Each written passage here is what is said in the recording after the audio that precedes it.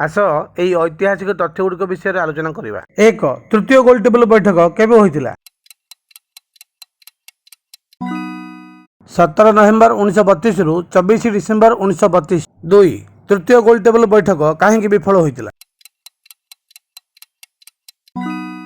जातीय स्तर नेता माने जेल रे थिबा जोगु उचित प्रतिनिधित्व न मिलवा जोगु सफल आलोचना होई पार नथिला। 3 भारत सरकार आईन केबे प्रणीत होइतिला? 1935 ख्रीष्टाब्द। भारत सरकार आईन कहार एक प्रतिफलन मात्र? Simon commission report. 5 1935 भारत सरकार आईन रे साइमन कमिशन रिपोर्ट सह आउ कौन जोग कर एथिरे संघीय शासन व्यवस्था रूपरेख थिला।